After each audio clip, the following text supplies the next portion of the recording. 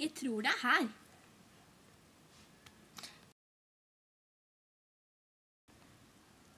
Jaså, du kommer for sent.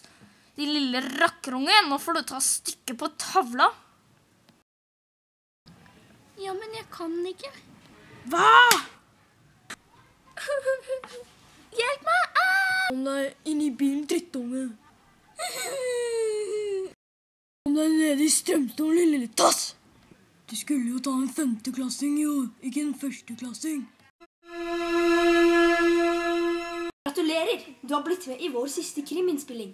Hvis du vil fullføre den, så skriver du under kontrakten. Og da får du 10 000 kroner også. Ja, hipp, hipp, hurra!